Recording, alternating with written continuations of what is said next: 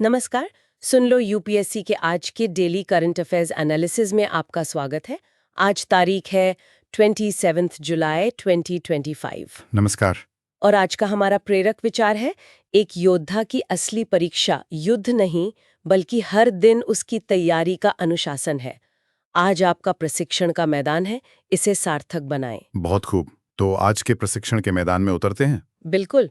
आज हम राष्ट्रीय और अंतर्राष्ट्रीय घटनाक्रमों का एक कॉम्प्रिहेंसिव एनालिसिस करेंगे जो यूपीएससी सिविल सेवा परीक्षा के लिहाज से बहुत महत्वपूर्ण है।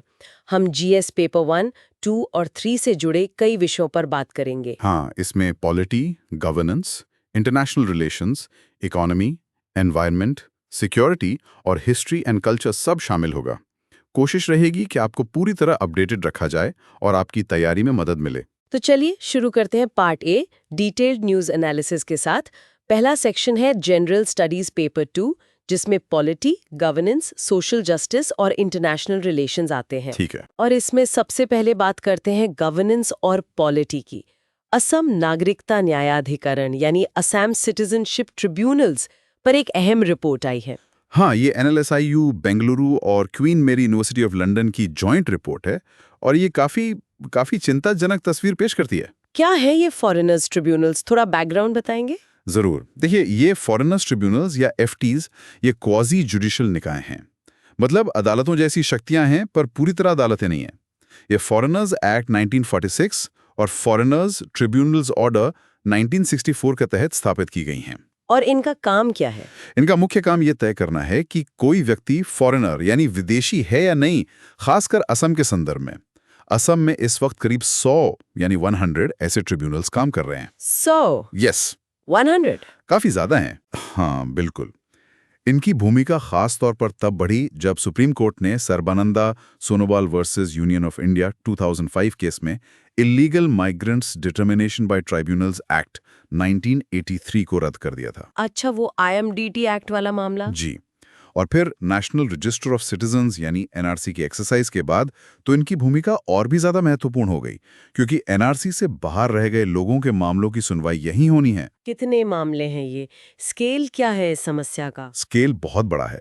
रिपोर्ट के मुताबिक अब तक लगभग 166,000 लोगों को इन ट्राइब्यूनल्स द्वारा विदेशी घोषित किया जा चुका है। 1,66,000? हाँ, और अभी भी 85,000 से ज्यादा मामले पेंडिंग हैं। और सोचिए, NRC से जो 10 लाख से ज्यादा लोग बाहर हुए हैं, उनकी अपीलें भी संभावित रूप से यहीं आएंगी। तो वर्कलोड जबरदस्त है। तो रिपोर्ट के मुख्य निष्कर्ष क्या हैं? वो क्यों कह रहे हैं कि ये बहिष्करण के नियमित साधन बन गए हैं? रिपोर्ट कई गंभीर मुद्दे उठाती है। पहला, वो कहती है कि इन FTs में संस्थागत मनमानी यानी इंस्टीट्यूशनलाइज्ड आर्बिट्रेरीनेस आ गई है। ये कोई इक्का दुक्का मामला नहीं, बल्कि सिस्टम में दिक्कत है। जैसे कि किस तरह की मनमानी? सबसे पहला और बड़ा मुद्दा है एग्जीक्यूटिव इंटरफेरेंस और इंडिपेंडेंस की कमी का।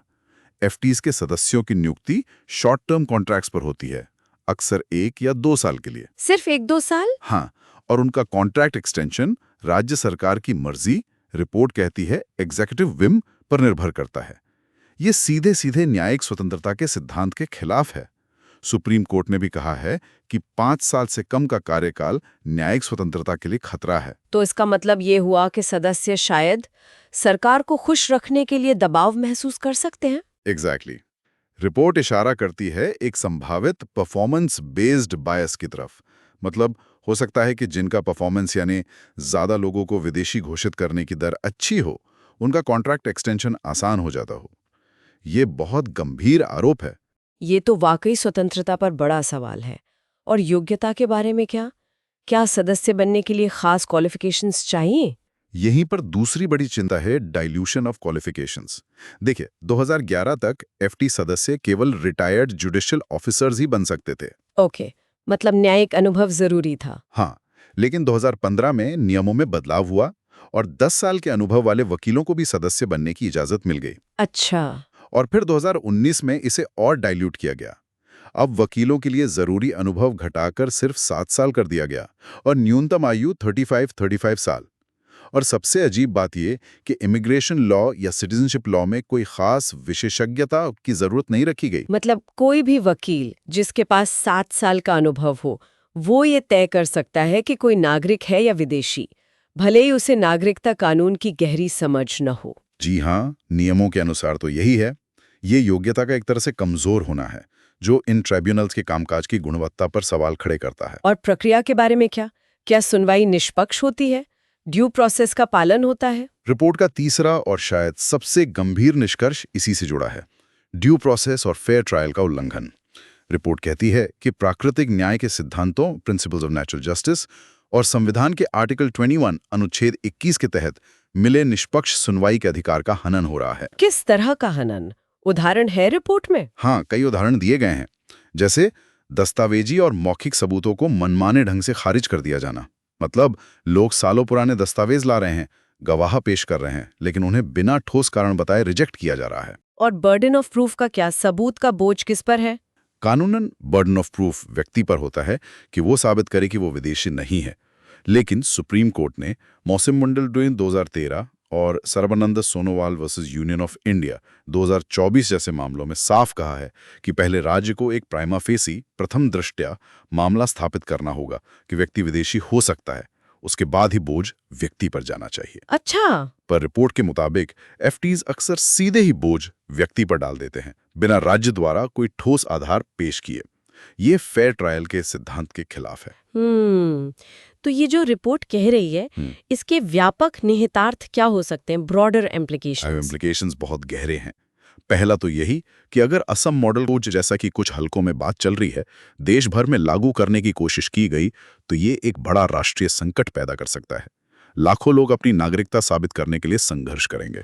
और ये सेपरेशन ऑफ पावर्स के सिद्धांत को कैसे प्रभावित करता है? देखें, नागरिकता तय करना एक बेहद संवेदनशील और महत्वपूर्ण काम है। जब क्वाजी जुडिशियल निकाय, जिनकी स्वतंत्रता और योग्यता पर सवाल हों और जिन पर कार्यकारी के हस्तक्षेप का आरोप हो, वो ये काम करने लगें, तो ये शक्तियों के पृथक्करण के सिद्धांत को चुनौती देता है। न्यायपालिका की भूमिका कहीं न कहीं कमजोर होती है। और ये भी सुनने में आया है कि एक नया immigration and foreigners act of 2025 आया है। क्या उससे स्थिति बदली है? रिपोर्ट कहती है कि इस नए कानून के बाद भी एफटीज के सिस्टम में कोई खास बदलाव नहीं आया, वही पुरानी दिक्कतें जारी हैं। तो निष्कर्ष क्या निकलता है सबसे? What's the bottom line? Bottom line ये है कि फॉरेनर्स ट्राइब्यूनल्स के कामकाज में सुधार की तत्काल जरूरत है। उनकी स्वतंत्रता सुनिश्चित करनी होगी, सदस्यों की योग्यता के मानक बढ़ाने होंगे और प्रक्रियात्मक सुरक्षा उपायों यानी प्रोसीजरल सेफगार्ड्स को मजबूत करना होगा ताकि निष्पक्ष सुनवाई सुनिश्चित हो सके। ये सिर्फ असम का नहीं, बल्कि पूरे देश के लिए नागरिकता और मानवाधिकारों से जुड़ा एक अहम मसला है। बिल्कुल, ये एक बहुत ही महत्वपूर्ण मुद्दा है जिस पर ध्यान देने की जरूरत है। चलिए, अब अगले विषय पर आते हैं। Election commission of India (ECI) और बिहार का एक मामला। ईसीआई सुप्रीम कोर्ट में अपने एक फैसले का बचाव कर रही है। क्या है ये मामला? हाँ, ये मामला बिहार की मतदाता सूची यानी इलेक्टोरल रोल्स के स्पेशल इंटेंसिव रिवीजन यानी एसआईआर से जुड़ा है। ईसीआई ने बिहार में ये एसआईआर कराने का फैसला किया था, जिस पर कुछ सवाल उठे थे। अब ईसीआई सुप्रीम कोर्ट में अपने इस फैसले को जस्टिफाई कर रही है। क्यों जरूरत पड़ी इस स्पेशल इंटेंसिव रिवीजन की? ईसीआई का क्या तर्क है? ईसीआई का कहना है कि ये कदम मतदाता सूची की अखंडता, इंटेग्रिटी में जनता का विश्वास बहाल करने के लिए जरूरी था। उनका कहना है कि उन्हें बिहार में मतदाता सूची में गड़बड़ियों को लेकर विभिन्न राजनीतिक दलों और हितधारकों से शिकायतें मिली थीं। अच्छा, मतलब शिकायतें आई थीं पहले? जी।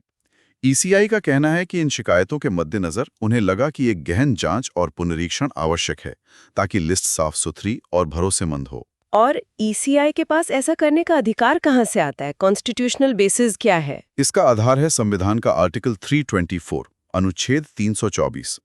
ये अनुच्छेद ईसीआई को चुनावों के अधीक्षण, निर्देशन और नियंत्रण, सुपरिंटेंडेंस, डायरेक्शन एंड कंट्रोल की व्यापक शक्तियां देता है, जिसमें मतदाता सूची तैयार करना भी शामिल है।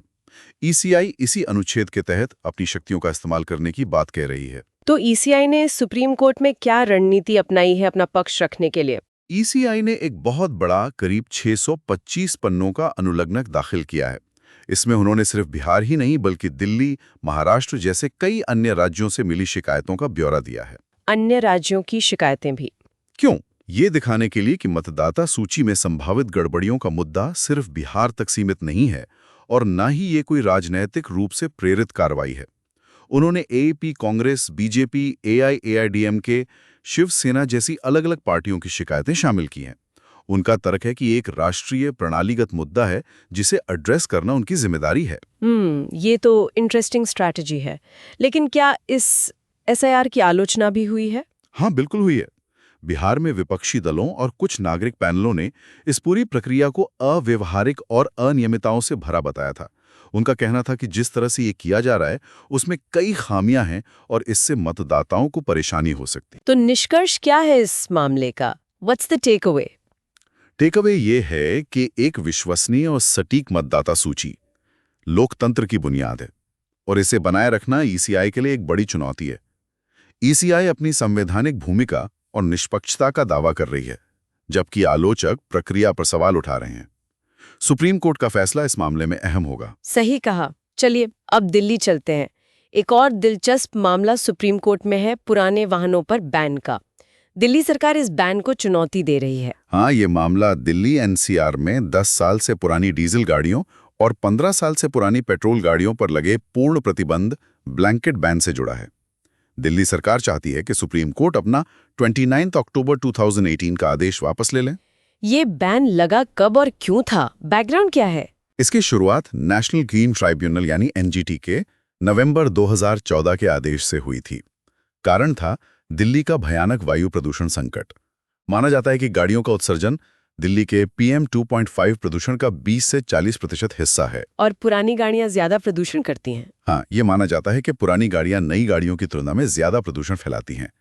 इसी आधार पर एनजीटी ने ये उम्र आधारित बैन लगाया था, जिसे सुप्रीम कोर्ट ने 2018 में बरकरार रखा। तो अब दिल्ली सरकार का क्या तर्क है? वो क्यों इस बैन को हटवाना चाहती है? दिल्ली सरकार का मुख्य तर्क ये है कि ये उम्र पर आधारित ब्लैंकेट बैन यानी सबको एक ही लाठी से हाँकना सही तरीका नहीं है। उनका कहना है कि गाड़ी की फिटनेस उम्र से नहीं बल्कि उसके वास्तविक उत्सर्जन स्तर यानी एक्चुअल इमिशन लेवल से तय होनी चाहिए। मतलब हो सकता है कोई 12 साल पुरानी डीजल गाड़ी अच्छी तरह मेंटेन्ड हो और कम प्रदूषण करती हो, जबकि कोई 8 साल पुरानी गाड़ी ज्यादा धुआं फेंकती हो। बिल्कुल, सरकार यही कह रही है कि एक व्यापक नीति होनी चाहिए जो वैज्ञानिक तरीकों से उत्सर्जन मापे और उसके आधार पर तय करे कि गाड़ी सड़क पर चलने लायक है या नहीं। सिर्फ उम्र देख लेना आर्बिट्ररी है। इसका सामाजिक आर्थिक प्रभाव क्या पड़ा है इस बैन का? प्रभाव काफी बड़ा है। लाखों वाहन मालिक इससे प्रभावित हुए हैं, खासकर निम्न और मध्यम आय वर्ग के लोग, जिनके लिए गाड़ी बदलना आसान नहीं होता।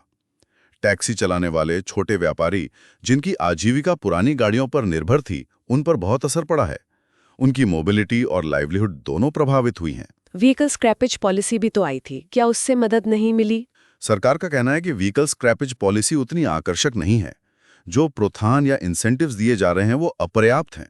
आलोचक तो ये भी कहते हैं कि ये पॉलिसी असल में नई कार कंपनियों की बिक्री बढ़ाने का एक तरीका ज्यादा है, आम आदमी को राहत देने का कम। तो दिल्ली सरकार विकल्प क्या सुझा रही है? Policy alternatives? सरकार का जोर मजबूत पीयूसी पोल्यूशन अंडर कंट्रोल मानदंडों पर है। मतलब पीयूसी जांच को और सख्त बनाया जाए और उसका कड़ाई से पालन हो। साथ ही टारगेटेड एनफोर्समेंट हो, यानी जो गाड़ियां साफ तौर पर ज्यादा प्रदूषण करती दिख रही हैं उन पर कार्रवाई हो, न कि हर पुरानी गाड़ी पर। तो ये मामला पर्यावरण नीति में एक बड़े बदलाव की तरफ इशारा कर सकता है, एज बेस्ड से परफॉर्मेंस बेस्ड रेगुलेशन की ओर। हाँ, बिल्कुल। अगर सुप्रीम कोर्ट दिल्ली सरकार की दलीलों को मानता है तो ये देश भर में वाहन प्रदूषण नियंत्रण की नीति को प्रभावित कर सकता है। ये पर्यावरण बनाम अर्थव्यवस्था या कहें पर्यावरण नियमों को लागू करने के तरीके पर एक अहम बहस है। सुप्रीम कोर्ट की सुनवाई का इंतजार रहेगा। निश्चित रूप से। अब एक सकारात्मक खबर की ओर बढ़ते हैं। एनएलएसए ने वीर परिवार सहायता योजना शुरू की है। ये क्या है? ये नेशनल लीगल सर्विसेज अथॉरिटी यानी राष्ट्रीय विधिक सेवा प्राधिकरण की एक बहुत अच्छी पहल है। इसे कारगिल विजय दिवस के अवसर पर श्रीनगर में लॉन्च किया गया। उद्देश्य क्या है इस योजना का? ऑब्जेक्टिव, इसका उद्देश्य है हमारे सेवारत रक्षा कर्मियों, सर्विंग डिफेंस पर्सनल, पूर्व सैनिकों, वेटरन्स और उनके परिवारों को मुफ्त और सक्षम कानूनी सहायता प्रदान करना। ये तो बहुत नेक काम है। इसका संवैधानिक आधार क्या है? इसका आधार है संविधान का आर्टिकल 39A, अनुच्छेद 39A, जो राज्य को ये सुनिश्चित करने का निर्देश देता है कि कानूनी प्रणाली समान अवसर के आधार पर न्याय को बढ़ावा दे और विशेष रूप से उपयुक्त कानून या योजनाओं द्वारा या किसी अन्य तरीके से मुफ्त कानूनी सहायता प्रदान करे ताकि यह सुनिश्चित हो सके कि आर्थिक या अन्य अक्षमताओं के कारण किसी भी नागरिक को न्याय हासिल करने के अवसरों से वंचित न किया जाए। और नालसा का गठन भी तो इसी मकसद से हुआ था। जी हाँ, नालसा का गठन लीगल सर्विसेज अथॉरिटीज एक्ट 1987 के तहत हुआ ही इसीलिए है कि समाज के कमजोर वर्गों को मुफ्त कानूनी सेवाएं मुहैया कराई जा सकें। ये योजना उसी दिशा में एक कदम है। इस योजना की खास बातें क्या हैं? की फीचर्स। सबसे खास बात है इसका लक्षित समूह, टारगेट बेनिफिशियरीज। ये योजना खास तौर पर रक्षा समुदाय की अनोखी कानूनी चुनौतियों को ध्यान में रखकर बनाई गई है, जैसे जमीन या संपत्ति से जुड़े विवाद, उत्तराधिकार के मामले, पारिवारिक या वैवाहिक मामले, पेंशन से जुड़ी समस्याएं। और सहायता कैसे पहुंचाई जाएगी? डिलीवरी मॉडल कैसा है? डिलीवरी मॉडल भी काफी इनोवेटिव है। देश भर में कानूनी क्लिनिकों या लीगल क्लिनिक्स का एक नेटवर्क स्थापित किया जाएगा, खासकर उन इलाकों में जहां रक्षाकर्मियों और उनके परिवारों की संख्या ज्यादा है। और सबसे दिलचस्प बात यह है कि इसमें पूर्व सैनिकों या एक्स सर्विसमैन को ही न्याय मित्र या लीगल वॉलंटियर, पैरालीगल्स के रूप में शामिल किया जाएगा। अरे वाह! मतलब समुदाय के लोग ही समुदाय की मदद करेंगे। बिल्कुल। जस्टिस सूर्यकांत, जो नालसा के एग्जीक्यूटिव चेयरमैन हैं, उन्होंने इस पे खास जोर दिया। उनका मानना है कि पूर्व सैनिक अपने साथियों की जरूरतें और भाषा बेहतर समझेंगे, जिससे विश्वास बनेगा और लोग मदद लेने में हिचकेंगे नहीं। ये लास्ट माइल डिलीवरी की समस्या का एक बहुत अच्छा समाधान है। इसका महत्व क्या है? सिग्निफिकेंस? ये योजना कई मायनों में महत्वपूर्ण है। पहला, ये हमारे सशस्त्र बलों के प्रति राष्ट्र की कृतज्ञता का एक ठोस रूप है। दूसरा, ये आर्टिकल 39A को जमीनी हकीकत बनाने की दिशा में एक बड़ा कदम है। तीसरा, ये कम्युनिटी सेंट्रिक अप्रोच का एक बेहतरीन उदाहरण है कि कैसे समुदाय को ही समाधान का हिस्सा बनाया जा सकता है। निष्कर्ष क्या है? निष्कर्ष ये है कि नालसा की वीर परिवार सहायता योजना लक्षित कानूनी सहायता और सामुदायिक भागीदारी का एक अनुकरणीय मॉडल है। ये दिखाता है कि कैसे सही इरादे और इनोवेटिव सोच से जरूरतमंदों तक प्रभावी ढंग से पहुंचा जा सकता है। बिल्कुल सही। ये थे जीएस पेपर 2 के पॉलिटी और गवर्नेंस से जुड़े कुछ अहम मुद्दे। अब हम आगे बढ़ते हैं इंटरनेशनल रिलेशंस यानी अंतर्राष्ट्रीय संबंधों की ओर। ठीक है। इसमें पहली खबर भारत मालदीव संबंधों पर है। लगता है रिश्तों पर जमी बर्फ पिघल रही है। पीएम मोदी की मालदीव यात्रा हुई है। हाँ, ये यात्रा काफी महत्वपूर्ण है, खासकर इसलिए कि ये राष्ट्रपति मोहम्मद मुइज्जू के कार्यकाल में भारतीय प्रधानमंत्री की पहली मालदीव यात्रा है। आपको याद होगा, पिछले कुछ समय से रिश्तों में काफी तनाव था, इंडिया आउट अभियान चल रहा था और चीन का प्रभाव बढ़ रहा था। हाँ, वो सब याद है। तो इस यात्रा का लक्ष्य क्या था? मुख्य लक्ष्य था भारत की नेबरहुड फर्स्ट, पड़ोस पहले नीति को फिर से मजबूती देना और मालदीव के साथ बिगड़े रिश्तों को पटरी पर लाना। और क्या हासिल हुआ? आउटकम्स क्या रहे? 8,450 करोड़ रुपए की नई लाइन ऑफ क्रेडिट। $565 मिलियन, ये तो बड़ी रकम है। हाँ, और इससे भी अहम बात यह है कि भारत ने मालदीव के सालाना कर्ज चुकाने के बोझ को 40% तक कम करने पर सहमति जताई है। ये मालदीव की अर्थव्यवस्था के लिए एक बड़ी राहत है। अच्छा, ये तो आर्थिक मोर्चे पर बड़ी मदद है। और क्या हुआ? व्यापार के क्षेत्र में एक व्यापक फ्री ट्रेड एग्रीमेंट FTA, मुफ्त व्यापार समझौता और एक बायलैटरल इन्वेस्टमेंट ट्रीटी, द्विपक्षीय निवेश संधि पर बातचीत शुरू करने का फैसला हुआ है। ये रिश्तों को लॉन्ग टर्म इकोनॉमिक पार्टनरशिप की दिशा में ले जाएगा। और रक्षा सहयोग, डिफेंस कोऑपरेशन, उसका क्या हुआ? खासकर भारतीय सैनिकों की वापसी के बाद। रक्षा सहयोग को भी मजबूत करने पर जोर दिया गया। भारत ने 72 वाहन और उपकरण मालदीव नेशनल डिफेंस फोर्स को सौंपे। साथ ही भारतीय सहायता से बने नए रक्षा मंत्रालय भवन का भी उद्घाटन किया गया, जिसे पीएम मोदी ने विश्वास की ठोस इमारत कहा। यह दिखाता है कि भारत अभी भी मालदीव का एक प्रमुख सुरक्षा भागीदार बने रहना चाहता है। तो इस पूरी यात्रा का विश्लेषण कैसे करेंगे? What's the analysis? एनालिसिस ये है कि ये भारत की स्ट्रेटेजिक डिप्लोमेसी की जीत है। भारत ने हार्ड पावर, रक्षा सहयोग और सॉफ्ट पावर, आर्थिक मदद, विकास परियोजनाएं का एक संतुलित मिश्रण इस्तेमाल किया। मालदीव के लिए आर्थिक साझेदारी को इतना आकर्षक बनाया गया कि पुरानी बयानबाजी पीछे छूट गई। मतलब व्यावहारिक नेबरहुड फर्स्ट नीति। बिल्कुल। ये दिखाता है कि छोटे देशों की कूटनीति में अक्सर आर्थिक जरूरतें राजनीतिक बयानबाजी पर हावी हो जाती हैं। भारत ने सही समय पर सही प्रस्ताव दिए, लेकिन हाँ, ये भी जरूरी है कि वादों पर अमल हो, ऑन द ग्राउंड डिलीवरी होती रहे। तो निष्कर्ष क्या है? भारत के लिए कितनी बड़ी कामयाबी है? ये भारत के लिए एक महत्वपूर्ण राजनीतिक उपलब्धि है। इससे न सिर्फ मालदीव के साथ रिश्ते सुधरे हैं, बल्कि इंडियन ओशन रीजन IOR, हिंद महासागर क्षेत्र में भारत की स्थिति भी मजबूत हुई है। ये चीन के बढ़ते प्रभाव को संतुलित करने में भी मददगार होगा। अब बात करते हैं भारत के व्यापार समझौतों की। यूके और यूएस के साथ फ्री ट्रेड एग्रीमेंट्स एफटीएज को लेकर क्या चल रहा है? हाँ, भारत इस वक्त एक dynamic dual track trade diplomacy अपना रहा है। मतलब अलग-अलग देशों के साथ अलग-अलग रणनीति। पहले यूके की बात करते हैं। सुना है उनके साथ comprehensive economic and trade agreement सीटा साइन हो गया है। जी हाँ, भारत यूके सीटा पर हस्ताक्षर हो चुके हैं और हमारे केंद्रीय वाणिज्य मंत्री पीयूष गोयल ने इसे स्वर्ण मानक गोल्ड स्टैंडर्ड करार दिया है। गोल्ड स्टैंडर्ड क्यों? इसमें खास क्या है? बेनिफिट्स क्या हैं भारत के लिए? बेनिफिट्स काफी हैं। बताया जा रहा है कि 99% भारतीय निर्यातों को यूके में तुरंत शुल्क मुक्त पहुंच मिल जाएगी।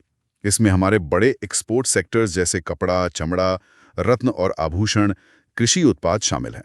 और भारतीय उपभोक्ताओं के लिए क्या यूके से आने वाला सामान सस्ता होगा? हाँ, उम्मीद तो यही है। जैसे स्कॉच विस्की पर जो अभी 150% इंपोर्ट ड्यूटी लगती है, वो अगले 10 सालों में धीरे धीरे घटकर 40% रह जाएगी। कारों पर भी ड्यूटी, जो अभी 100% से ज्यादा है, वो एक निश्चित कोटे के भीतर 10% तक आ जाएगी। और सर्विसेज सेक्टर के लिए कुछ है? हाँ, सेवाओं के व्यापार पर भी प्रावधान है। जैसे भारतीय प्रोफेशनल्स के लिए यूके जाना और काम करना आसान होगा। एक सामाजिक सुरक्षा समझौता भी है, जिससे दोनों देशों में काम करने वाले लोगों को डबल सोशल सिक्योरिटी कंट्रीब्यूशन नहीं देना पड़ेगा। स्ट्रेटेजिक महत्व क्या है समझौते का? स्ट्रेटेजिक महत्व ये है कि भारत अब उन देशों के साथ गहरी साझेदारी कर रहा है जिनकी अर्थव्यवस्थाएं भारत की अर्थव्यवस्था की पूरक यानी कॉम्प्लीमेंट्री हैं। यूके एक विकसित अर्थव्यवस्था है, टेक्नोलॉजी और फाइनेंस में मजबूत है। भारत के पास मैन्युफैक्चरिंग और स्किल्ड मैन पावर है, तो ये एक विन विन सिचुएशन हो सकती है। ओके, ये तो हुई यूके की बात। अब यूएस का क्या सीन है? उनके साथ भी बायोलैटरल ट्रेड एग्रीमेंट बीटीए पर बात चल रही है। हाँ, यूएस के साथ बातचीत तेजी से प्रगति कर रही है, ऐसा कहा जा रहा है।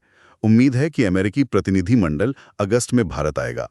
इसमें इतनी जल्दी क्यों है? अर्जेंसी क्यों लग रही है? अर्जेंसी इसलिए है क्योंकि पूर्व अमेरिकी राष्ट्रपति ट्रंप ने अपने कार्यकाल में भारतीय सामानों पर जो 26% यानी 26% तक के पारस्परिक शुल्क लगाने की धमकी दी थी और जिसे अस्थायी रूप से निलंबित किया गया था, वो निलंबन 1 अगस्त यानी 1 अगस्त को खत्म हो रहा है। ओहो, मतलब अगर समझौता नहीं हुआ तो 1 अगस्त से वो भारी टैरिफ लग सकते हैं। संभावना तो यही है।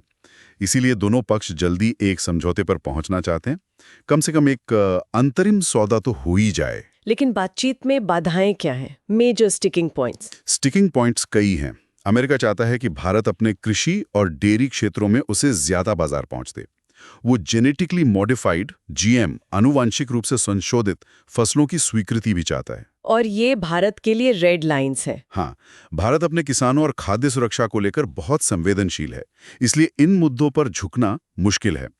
दूसरी तरफ भारत चाहता है कि अमेरिका ये 26% वाले टैरिफ की धमकी पूरी तरह हटाए और भारत के श्रम गहन निर्यातों, लेबर इंटेंसिव एक्सपोर्ट्स जैसे कपड़ा, चमड़ा आदि को तरजीही पहुंच दे। और अमेरिका क्या चाहता है भारत से? अमेरिका चाहता है कि भारत अमेरिकी औद्योगिक सामानों, ऑटोमोबाइल खासकर इलेक्ट्रिक व्हीकल्स, ईवीज, वाइन और कृषि उत्पादों पर आयात शुल्क कम करे। तो विश्लेषण क्या कहता है? यूके और यूएस के साथ भारत की रणनीति में क्या फर्क है? फर्क साफ दिख रहा है। यूके के साथ एक गहरी व्यापक साझेदारी, डीप कॉम्प्रिहेंसिव पार्टनरशिप बनाने की कोशिश है, जबकि यूएस के साथ बातचीत ज्यादा लेन देन वाली, ट्रांजैक्शनल और सतर्क लग रही है।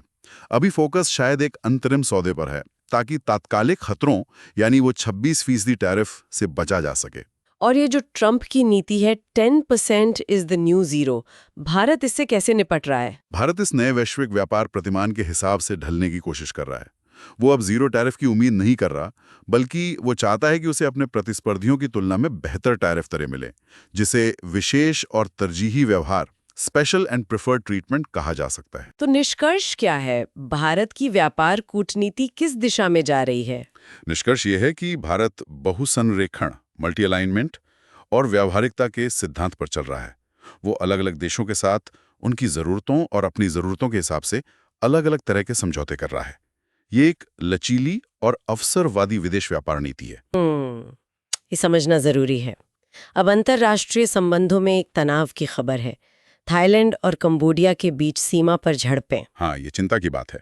थाईलैंड और कंबोडिया दोनों ASEAN, association of south east Asian Nations के सदस्य हैं और उनके बीच एक विवादित सीमा क्षेत्र पर झड़पें तेज हो गई हैं। क्या हुआ है वहाँ? आरोप प्रत्यारोप क्या है? कंबोडिया ने थाईलैंड पर आरोप लगाया है कि उसने सुरिन प्रांत में नागरिक घरों पर भारी तोपखाने हैवी आर्टिलरी से गोले दागे हैं। वहीं थाईलैंड का कहना है कि उसने आत्मरक्षा सेल्फ डिफेंस में सीमित जवाबी कार्रवाई की है। दुर्भाग्य से इसमें लोगों के हताहत होने और विस्थापित होने की खबरें हैं। और अंतर्राष्ट्रीय स्तर पर क्या प्रतिक्रिया है? अंतर्राष्ट्रीय स्तर पर युद्ध विराम की मांग हो रही है। यहाँ तक कि अमेरिकी राष्ट्रपति ट्रंप ने भी शांति की अपील की है। इस विवाद का ऐतिहासिक संदर्भ क्या है? ये झगड़ा नया है या पुराना? हिस्टोरिकल यह कॉन्टेक्स्ट। झगड़ा काफी पुराना है। इसकी जड़ें कॉलोनियल एरा में हुई सीमांकन में हैं, खासकर फ्रैंको-सियामी संधियों 1904-1907 के तहत बनाए गए नक्शों में। जो सीमा रेखा खींची गई वो कई जगहों पर प्राकृतिक जल संभर रेखा वाटरशेड लाइन से मेल नहीं खाती, जिससे विवाद पैदा हुए। और वो प्रविहार टेम्पल वाला विवाद भी तो इसी से जुड़ा है। हाँ बिल्कुल। प्रेया विहार टेम्पल, प्रेह विहार मंदिर, जो 11वीं सदी का एक प्राचीन हिंदू मंदिर है, वो इस विवाद के केंद्र में रहा है। 1962 में international court of justice (ICJ) अंतर्राष्ट्रीय न्यायालय ने मंदिर की संप्रभुता सॉवेरेनिटी तो कंबोडिया को सौंप दी, लेकिन मंदिर के आसपास की जमीन को लेकर विवाद बना रहा। और इस पर पहले भी झड़पें हुई हैं। जी हाँ, 2008 और 2011 में इसी मंदिर के आसपास के इलाके को लेकर दोनों देशों के बीच घातक झड़पें हो चुकी हैं। तो ये एक संवेदनशील और विस्फोटक मुद्दा है। आसियान की क्या भूमिका है इसमें? क्या वो मध्यस्थता नहीं कर सकता? आसियान की मध्यस्थ मीडिएटर के रूप में क्षमता थोड़ी सीमित है। इसका एक बड़ा कारण आसियान का सदस्य देशों के आंतरिक मामलों में अहस्तक्षेप नॉन इंटरफेरेंस का सिद्धांत है। इसके अलावा दोनों पक्षों में विश्वास की कमी है और उन्हें डर है कि आसियान शायद निष्पक्ष न रहे। इसलिए आसियान को ज्यादातर एक मंच, प्लेटफॉर्म के तौर पर देखा जाता है जहां बातचीत हो सके, न कि एक प्रभावी मध्यस्थ के रूप में।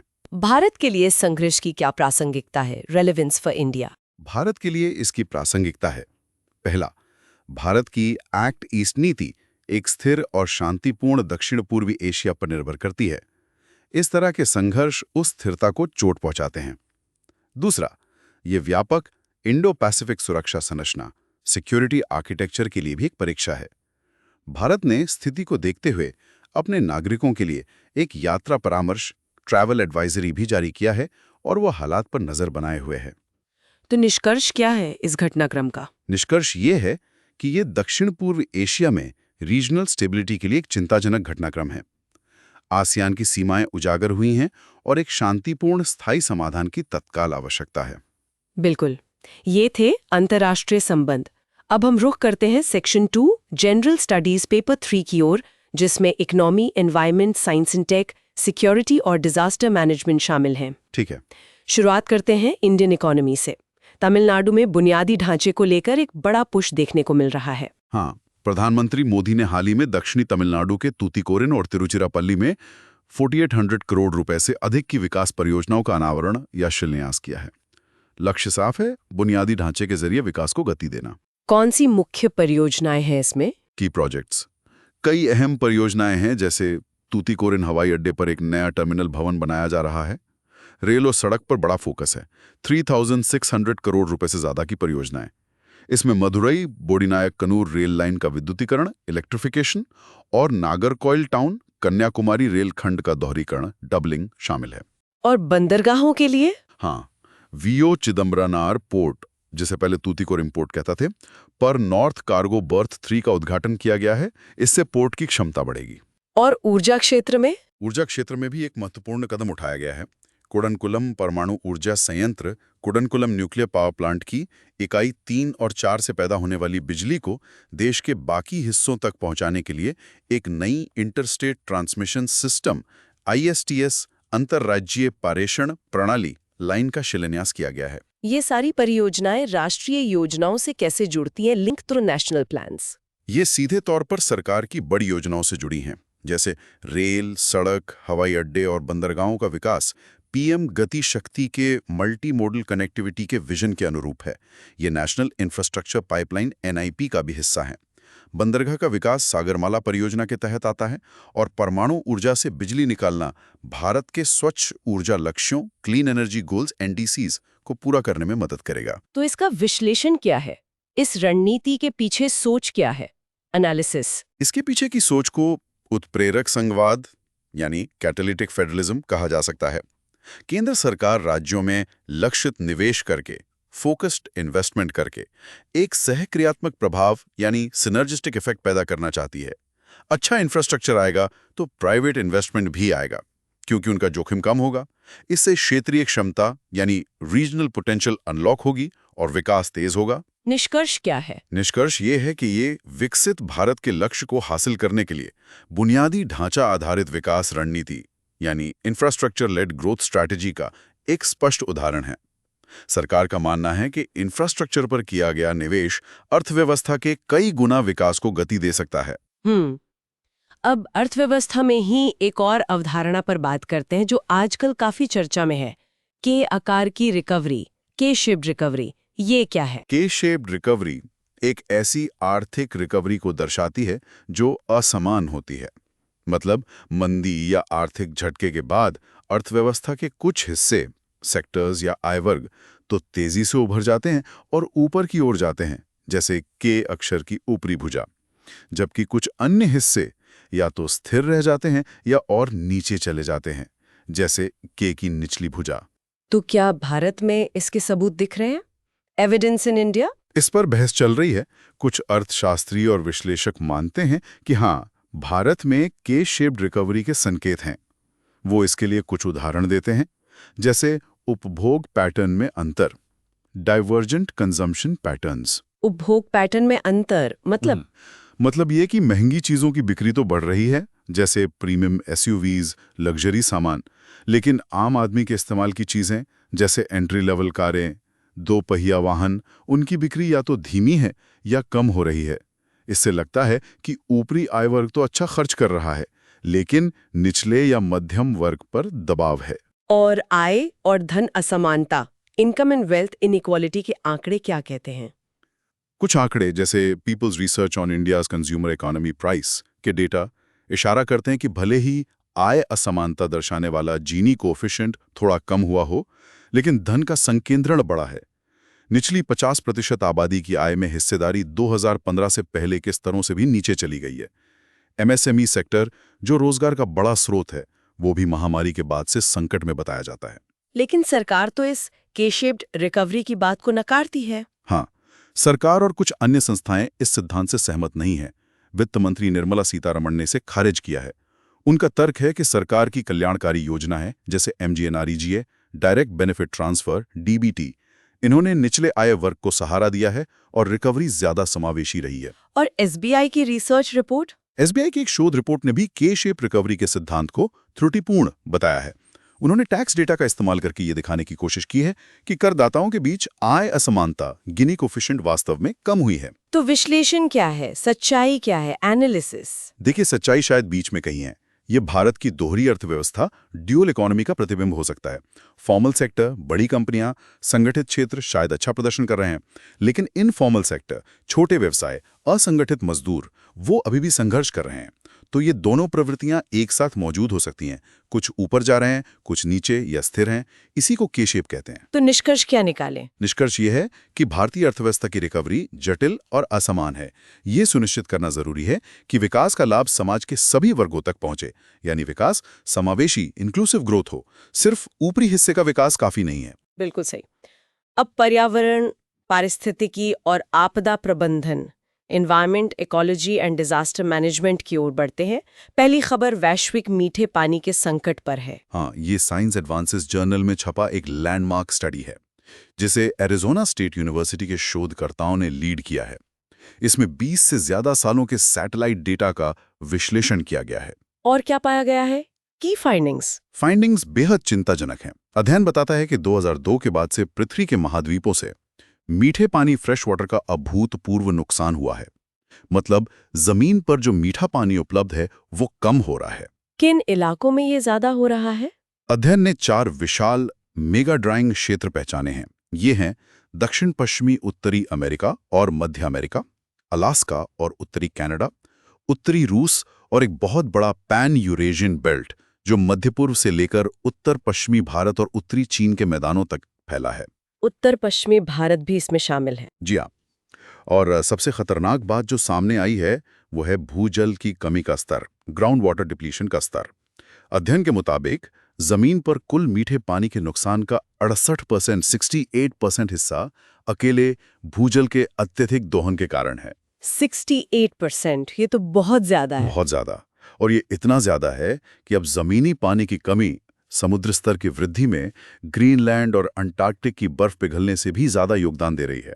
ये एक चौंकाने वाली बात है। ये तो वाकई ग्लोबल इमरजेंसी वाली स्थिति लगती है। कितने देश प्रभावित हैं? अध्ययन का अनुमान है कि दुनिया की 75% आबादी 101 देशों में रहती है, जो लगातार मीठा पानी खो रहे हैं। मतलब ये एक वैश्विक संकट है। अध्ययन एक संभावित टिपिंग पॉइंट का भी जिक्र करता है। साल 2014-15 जब मेगा एल नीनो आया था, उसके बाद से ये गिरावट और तेज हुई है। भारत से इसका क्या संबंध है? Link to India. भारत सरकार इस दिशा में क्या कर रही है? भारत सरकार ने जल संरक्षण और प्रबंधन के लिए कई कदम उठाए हैं। National action plan on climate change NAPCC के तहत नेशनल वाटर मिशन NWM राष्ट्रीय जल मिशन चल रहा है। जल जीवन मिशन का लक्ष्य हर ग्रामीण घर तक नल से जल पहुंचाना है। जल शक्ति अभियान जैसे अभियान भी चलाए जा रहे हैं। तो इस अध्ययन का विश्लेषण क्या है? What does it tell us? ये अध्ययन पानी के मुद्दे को स्थानीय या राष्ट्रीय स्तर से उठाकर वैश्विक स्तर पर ले जाता है। ये बताता है कि भारत में भूजल का इस्तेमाल अब सिर्फ हमारी अपनी समस्या नहीं है, ये वैश्विक समुद्र स्तर को भी प्रभावित कर रहा है। हमारी जिम्मेदारी बढ़ गई है। निष्कर्ष क्या है? निष्कर्ष साफ है। मीठे पानी का संकट वास्तविक है, वैश्विक है और गहराता जा रहा है। हमें तत्काल राष्ट्रीय और अंतर्राष्ट्रीय स्तर पर ठोस कार्रवाई करने की जरूरत है। भारत के प्रयास जैसे जल संरक्षण और कुशल उपयोग न केवल हमारे लिए बल्कि वैश्विक स्थिरता के लिए भी महत्वपूर्ण है। बिल्कुल। अब एक दुखद खबर पे आते हैं। हरिद्वार में भगदड़। हाँ, ये बहुत ही दुर्भाग्यपूर्ण घटना हुई। हरिद्वार में मनसा देवी मंदिर में भगदड़ मच गई, जिसमें कम से कम 6 लोगों की जान चली गई और 30 से ज्यादा लोग घायल हो गए। ये हुआ कैसे? तात्कालिक कारण क्या था? Immediate trigger. घटना श्रावण मास के सप्ताहांत पर हुई, जब मंदिर में भारी भीड़ थी। बताया जा रहा है कि मंदिर की ओर जाने वाले एक संकरे रास्ते पर एक हाई वोल्टेज बिजली का तार टूटकर गिर गया। इससे लोगों में घबराहट फैल गई, शायद करंट लगने की अफवाह उड़ी और भगदड़ मच गई। ये तो भयानक है। क्या इसे रोका जा सकता था? Analysis of failure. देखिए, ज्यादातर भगदड़ की घटनाएं पूर्वानुमानित, प्रिडिक्टेबल और रोकथाम योग्य, प्रिवेंटेबल होती हैं। ये 2025 में भारत में 7वीं बड़ी भगदड़ की घटना है, जिनमें 70 से ज्यादा जानें जा चुकी हैं। ये आंकड़े बताते हैं कि हम सबक नहीं सीख रहे हैं। विफलताएं कहाँ रहीं? फेलियर्स। विफलताएं 2 स्तरों पर दिखती हैं। तात्कालिक, जैसे बिजली के तार का रखरखाव सही ना होना, उसका टूट जाना, और प्रणालीगत, सिस्टमिक, जैसे भीड़ प्रबंधन की खामियां, रास्ता संकरा था, निकासी के पर्याप्त इंतजाम नहीं थे, भीड़ का अनुमान शायद सही नहीं लगाया गया। National disaster management authority NDMA की तो गाइडलाइंस होंगी भीड़ प्रबंधन पर। बिल्कुल है। NDMA ने धार्मिक स्थलों और बड़ी सभाओं में भीड़ प्रबंधन पर विस्तृत दिशा निर्देश जारी किए हुए हैं। इनमें स्थान और मार्ग का प्रबंधन, सुरक्षा ऑडिट, सेफ्टी ऑडिट्स, संचार योजना, कम्युनिकेशन प्लान, चिकित्सा प्रतिक्रिया, मेडिकल रिस्पॉन्स, सब कुछ शामिल है। तो हरिद्वार में क्या इन गाइडलाइंस का पालन हुआ था? पहली नजर में तो लगता है कि कई स्तरों पर चूक हुई। संकरा रास्ता, बिजली के तार का टूटना, भगदड़ के दौरान शायद प्रभावी संचार की कमी, ये सब NDMA दिशा निर्देशों के पालन ना होने की ओर इशारा करते हैं। तो समस्या कहाँ है? गाइडलाइंस हैं, पर पालन क्यों नहीं होता? ये इम्प्लीमेंटेशन गैप क्यों है? ये एक बड़ा शासन संबंधी मुद्दा है। इसमें जवाबदेही की कमी, संसाधनों का अभाव और सबसे बढ़कर एक प्रतिक्रियाशील संस्कृति का होना शामिल है। हम घटना होने के बाद जागते हैं, जबकि जरूरत एक सक्रिय, प्रोएक्टिव दृष्टिकोण की है। सुरक्षा ऑडिट नियमित रूप से और ईमानदारी से होने चाहिए। सिफारिशों पर अमल होना चाहिए। निष्कर्ष क्या है? आगे क्या करने की जरूरत है? निष्कर्ष ये है कि ऐसी त्रासदियों से बचने के लिए सावधानीपूर्वक योजना, मेटिकुलस प्लानिंग, दिशा निर्देशों का कड़ाई से प्रवर्तन, स्ट्रिक्ट एनफोर्समेंट और चूक होने पर स्पष्ट जवाबदेही तय करने की जरूरत है। हमें आपदा प्रबंधन के प्रति अपने दृष्टिकोण को रिएक्टिव से प्रोएक्टिव बनाना होगा। सही कहा। अब पर्यावरण से ही जुड़ी एक खोज की खबर। मेघालय में मेढक की एक नई प्रजाति मिली है। हाँ, ये एक अच्छी खबर है। Zoological survey of India (ZSI) और कुछ स्थानीय शोधकर्ताओं ने मिलकर शिलोंग, मेघालय के शहरी वन क्षेत्रों, अर्बन फॉरेस्ट पैचेस में मेंढक की एक नई प्रजाति खोजी है। शहरी इलाके में? शहर के अंदर। जी हाँ, यही इसकी खास बात है। इसका नाम रखा गया है अमोलॉप्स शिलोंग, यानी शिलोंग कैस्केड फ्रॉग। इसका वैज्ञानिक महत्व क्या है? Scientific significance. ये एक क्रिप्टिक स्पीशीज है, मतलब ये दिखने में अपनी करीबी प्रजातियों जैसी ही है, लेकिन आनुवंशिक रूप से जेनेटिकली अलग है। ये आमोलॉप्स इंडोबर्मेनेंसिस प्रजाति समूह का हिस्सा है। इसकी सबसे करीबी रिश्तेदार आमोलॉप्स सिजू है, जिसे 2023 में ही खोजा गया था। तो इससे क्या पता चलता है? इससे कई बातें पता चलती हैं। एक, ये पुष्टि करता है कि भारत का उत्तर पूर्वी क्षेत्र उभयचरों का एक हॉटस्पॉट है। भारत में एमोलॉप्स जीनस की करीब 20 प्रजातियां पाई जाती हैं, जिनमें से 9 तो पिछले 2 दशकों में ही वर्णित की गई हैं। दूसरा, कैस्केड फ्रॉग्स साफ बहते पानी के संकेतक होते हैं, तो ये एक इंडिकेटर स्पीशीज भी है, जो स्वस्थ मीठे पानी के पारिस्थितिकी तंत्र का संकेत देती है। और शहर में मिलने का क्या मतलब है? Importance of urban biodiversity. शहर के अंदर इस मेंढक का मिलना इस धारणा को चुनौती देता है कि शहर सिर्फ कंक्रीट के जंगल होते हैं और वहां जैव विविधता नहीं होती।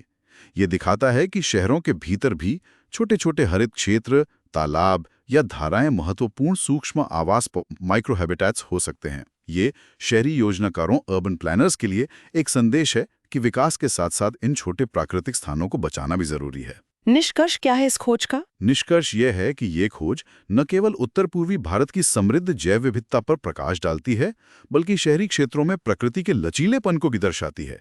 ये हमें शहरी जैव विविधता संरक्षण, अर्बन बायोडाइवर्सिटी कंजर्वेशन के महत्व की याद दिलाती है। बिल्कुल। अब आते हैं इंटरनल सिक्योरिटी यानी आंतरिक सुरक्षा पर। हाल ही में नेशनल सिक्योरिटी स्ट्रेटजीज NSS सम्मेलन हुआ है। जी हाँ, ये 8वां नेशनल सिक्योरिटी स्ट्रैटेजीज सम्मेलन था, जिसे इंटेलिजेंस ब्यूरो IB आयोजित करता है। इसके समापन सत्र में केंद्रीय गृह मंत्री अमित शाह के भाषण से भारत की उभरती हुई सुरक्षा रणनीति, इवॉल्विंग सिक्योरिटी डॉक्ट्रिन के कुछ संकेत मिले हैं। क्या मुख्य बातें रहीं? की थीम्स? सबसे पहला थीम था बढ़ता कद, बढ़ते खतरे।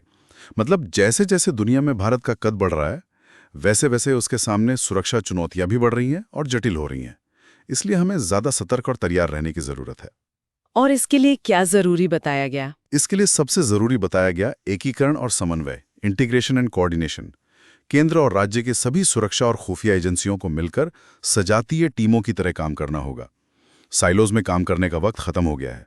और मानसिकता कैसी होनी चाहिए? टेक्नोलॉजी और डेटा का क्या रोल रहेगा? टेक्नोलॉजी और डेटा का लाभ उठाने, लेवरेजिंग टेक्नोलॉजी एंड डेटा पर बहुत जोर था। NATGRADE, निदान, national integrated database on arrested narco offenders, CBI का भगोड़ा डेटाबेस, इन सबको और प्रभावी ढंग से इस्तेमाल करने की बात कही गई। साथ ही एन्क्रिप्टेड कम्युनिकेशन जैसी चुनौतियों से निपटने और स्वदेशी तकनीक, इंडिजिनस टेक्नोलॉजी के इस्तेमाल को बढ़ावा देने पर भी बल दिया गया। उग्रवाद से निपटने की रणनीति में कुछ बदलाव? हाँ, उग्रवाद के खिलाफ विकास, डेवलपमेंट वर्सेस एक्सट्रीमिज्म के मंत्र को दोहराया गया। खासकर लेफ्ट विंग एक्सट्रीमिज्म, LWE, वामपंथी उग्रवाद प्रभावित क्षेत्रों में विकास योजनाओं को सुरक्षा अभियानों के साथ बेहतर ढंग से समन्वित करने की जरूरत बताई गई, ताकि लोगों को मुख्यधारा में लाया जा सके। और आतंकवाद और अपराध के गठजोड़ के बारे में, टेरर क्रिमिनल नेक्सस, उसे तोड़ने पर खास फोकस था। वित्तीय अनियमितताओं, फाइनेंशियल इरेगुलरिटीज का विश्लेषण करके टेरर फाइनेंसिंग को रोकना, भगोड़े अपराधियों पर नजर रखना और नारकोटिक्स के नेटवर्क को ध्वस्त करना, ये सब प्राथमिकताएं बताई गई। तो विश्लेषण क्या है सम्मेलन का? एनालिसिस यह है कि भारत अब एक समग्र 360 डिग्री सुरक्षा दृष्टिकोण, होलिस्टिक 360 डिग्री सिक्योरिटी अप्रोच अपना रहा है। इसमें पुलिस स्टेशन को इंटेलिजेंस हब बनाना, फाइनेंस को आतंक से जोड़कर देखना और विकास को चरमपंथ के मूल कारणों का समाधान मानना शामिल है। लक्ष्य एक एकीकृत सुरक्षा वास्तुकला, इंटीग्रेटेड सिक्योरिटी आर्किटेक्चर बनाना है, जो राष्ट्रीय महत्वाकांक्षाओं को सक्षम कर सके। निष्कर्ष क्या है? निष्कर्ष ये है कि 21वीं सदी के बदलते और जटिल खतरों से निपटने के लिए एक विकसित सिद्धांत यानी इवॉल्विंग डॉक्ट्रिन, जिसमें एकीकरण, तकनीक और सक्रियता पर जोर हो, आवश्यक है। अब चुनौती इसके प्रभावी कार्यान्वयन यानी इफेक्टिव इम्प्लीमेंटेशन की है। बिल्कुल।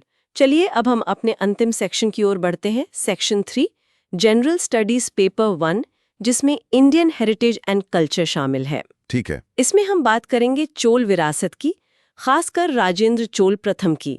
प्रधानमंत्री ने हाल ही में गंगईकोंड चोलापुरम मंदिर में एक कार्यक्रम में हिस्सा लिया। जी हाँ, प्रधानमंत्री ने तमिलनाडु के गंगईकोंड चोलापुरम मंदिर में आदि थिरुवतिराय उत्सव समारोह में भाग लिया।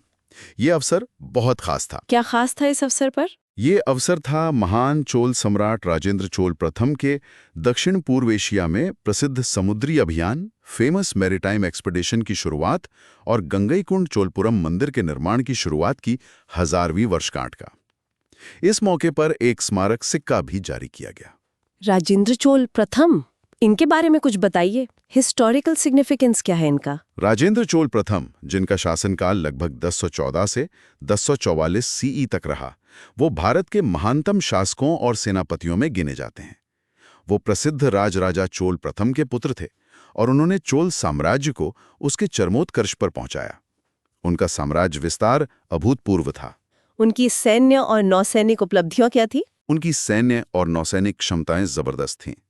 उन्होंने श्रीलंका, चेर और पांड्या राजाओं पर विजय प्राप्त किए। लेकिन उनकी सबसे प्रसिद्ध उपलब्धि थी लगभग 1025 सीई में किया गया नौसैनिक अभियान, जिसमें उन्होंने दक्षिण पूर्व एशिया के शक्तिशाली श्रीविजय साम्राज्य, श्रीविजया किंगडम, जो आज के मलेशिया और इंडोनेशिया के हिस्सों में फैला था, को हराया था। ये मध्यकालीन भारत की सबसे बड़ी नौसैनिक विजयों में से एक मानी जाती है। और उत्तर भारत अभियान? हाँ, उन्होंने उत्तर भारत में गंगा नदी तक सफल अभियान किया था। इसी विजय के उपलक्ष्य में उन्होंने गंगईकोंड, गंगा को जीतने वाला, गंगा को जीतने वाला की उपाधि धारण की और वहां से लाए गए गंगा जल से अपनी नई राजधानी में एक जलाशय पवित्र किया। और वो एक महान निर्माता भी थे, ग्रेट बिल्डर। बिल्कुल, उन्होंने एक नई भव्य राजधानी बसाई, गंगईकोंड चोलपुरम, और यहीं पर उन्होंने तंजावुर के बृहदीश्वर मंदिर की तर्ज पर, लेकिन अपनी विशिष्ट शैली में, एक और शानदार बृहदीश्वर मंदिर बनवाया। ये मंदिर भी यूनेस्को विश्व धरोहर स्थल है और द्रविड़ मंदिर वास्तुकला का एक उत्कृष्ट नमूना माना जाता है। इस मंदिर की वास्तुकला में क्या खास है? Temple architecture. ये तंजावुर के मंदिर पर आधारित है, लेकिन इसकी अपनी अलग सुंदरता है। कुछ विशेषज्ञ इसे तंजावुर मंदिर का स्त्री समकक्ष यानी फेमिनिन काउंटर पार्ट भी कहते हैं। इसका विमान यानी शिखर ऊंचा और थोड़ा घुमावदार है। मंदिर की मूर्तियां, खासकर द्वारपाल और नंदी की विशाल मूर्ति, बहुत प्रभावशाली हैं। आज के समय में राजेंद्र चोल की प्रासंगिकता क्या है? Contemporary relevance. उनकी विरासत आज भी कई मायनों में प्रासंगिक है। पहला, उनका समुद्री अभियान और दक्षिण पूर्व एशिया के साथ चोलों के संबंध भारत की वर्तमान एक्ट ईस्ट नीति और SAGAR security and growth for all in the region जैसी पहलों को एक ऐतिहासिक गहराई और संदर्भ प्रदान करते हैं। ये याद दिलाते हैं कि भारत का समुद्री प्रभाव और इस क्षेत्र से जुड़ाव सदियों पुराना है। और दूसरा, गंगईकोंड चोलपुरम जैसे स्थल विरासत पर्यटन, हेरिटेज टूरिज्म को बढ़ावा देने में महत्वपूर्ण भूमिका निभा सकते हैं। तीसरा, ये राष्ट्रीय गौरव, नेशनल प्राइड का भी स्रोत है, जो एक स्वदेशी साम्राज्य की सैन्य, नौसैनिक, प्रशासनिक और सांस्कृतिक उपलब्धियों को दर्शाता है। निष्कर्ष क्या है? निष्कर्ष यह है कि राजेंद्र चोल प्रथम की स्थायी विरासत, एंड्योरिंग लेगेसी को याद करना और सम्मान देना महत्वपूर्ण है। यह हमें अपने गौरवशाली अतीत से जोड़ता है और वर्तमान की आकांक्षाओं को प्रेरणा देता है। बहुत अच्छी जानकारी। तो ये था हमारा पार्ट ए का विस्तृत समाचार विश्लेषण। अब हम आते हैं part B, prelims and mains corner part. ठीक है। सबसे पहले आज की चर्चा के मुख्य बिंदु, की टेकअवेज, एक संक्षिप्त सारांश के रूप में। बिल्कुल। तो हरिद्वार में भगदड़ मनसा देवी मंदिर में हुई। एफटीएस पर रिपोर्ट NLSIU बैंगलोर और क्वीन मेरी यूनिवर्सिटी ऑफ लंदन की है। राजेंद्र चोल प्रथम ने गंगईकोंड उपाधि धारण की थी और श्री विजय पर नौसैनिक अभियान किया था। दिल्ली सरकार 10 साल पुराने डीजल और 15 साल पुराने पेट्रोल वाहनों पर लगे 2018 के बैन को चुनौती दे रही है।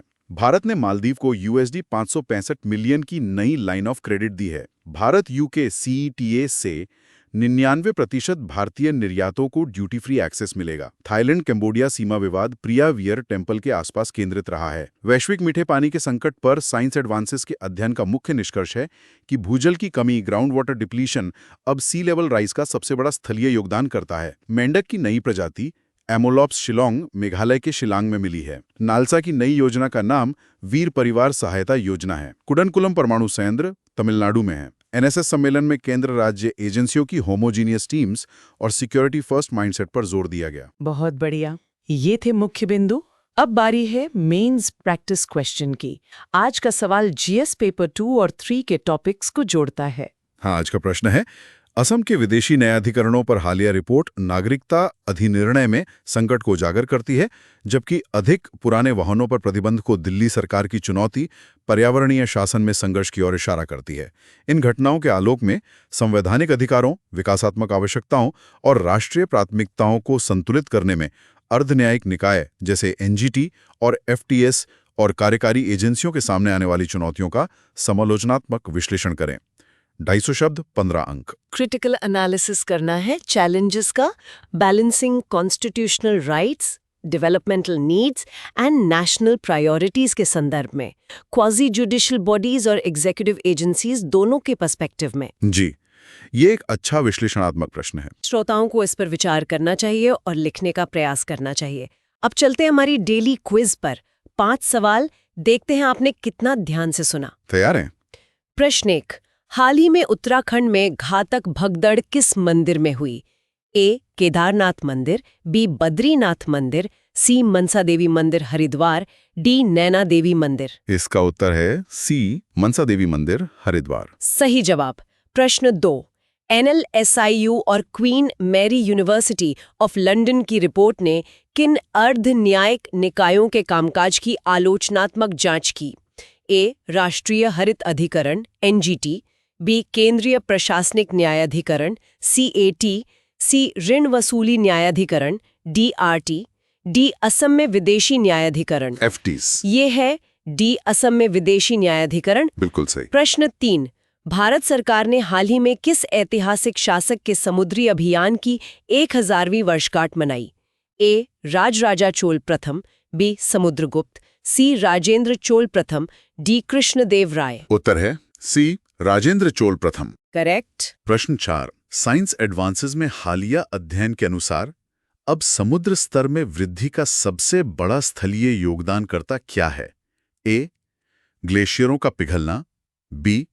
ग्रीनलैंड की बर्फ की चादर का पिघलना, सी. वैश्विक भूजल की कमी ground water depletion, D. Antarctic बर्फ की चादर का पिघलना। ये था सी, वैश्विक भूजल की कमी। एकदम सही। और आखिरी सवाल, प्रश्न 5, वीर परिवार सहायता योजना किस प्राधिकरण द्वारा रक्षा कर्मियों और उनके परिवारों को कानूनी सहायता प्रदान करने के लिए शुरू की गई थी? ए. भारतीय विधि आयोग Law Commission of India, B. Bharat के महान्यायवादी Attorney General of India, C. राज्य विधिक सेवा प्राधिकरण SLSAs, डी. राष्ट्रीय विधिक सेवा प्राधिकरण नालसा। इसका सही जवाब है डी, राष्ट्रीय विधिक सेवा प्राधिकरण नालसा। बहुत बढ़िया, पांचों जवाब सही। उम्मीद है श्रोताओं ने भी साथ साथ जवाब दिए होंगे। हाँ, ये क्विज रिवीजन का अच्छा तरीका है। तो ये था हमारा आज का विश्लेषण। हम उम्मीद करते हैं कि ये चर्चा आपके लिए उपयोगी रही होगी। बेहतर समझ के लिए आप इसे दोबारा सुन सकते हैं। हाँ, क्योंकि इसमें हमने यूपीएससी के कई GS पेपर्स के टॉपिक्स कवर किए हैं और करंट अफेयर्स को स्टैटिक सिलेबस से जोड़ने की कोशिश की है। ये न सिर्फ आपकी परीक्षा की तैयारी बल्कि सामान्य जागरूकता के लिए भी फायदेमंद है। अगर आपको हमारा ये प्रयास पसंद आया तो कृपया सुन लो यूपीएससी यूट्यूब चैनल को लाइक करें, शेयर करें और सब्सक्राइब करना ना भूलें। आपके कमेंट्स हमारे लिए महत्वपूर्ण हैं। और अगर आप हमें सहयोग करना चाहते हैं ताकि हम ये काम लंबे समय तक जारी रख सकें, तो आप सुपर थैंक्स के जरिए अपना समर्थन दिखा सकते हैं। आज के लिए बस इतना ही। अपनी तैयारी को अनुशासन के साथ जारी रखें। याद रखें, हर दिन एक नया अवसर है। धन्यवाद। धन्यवाद।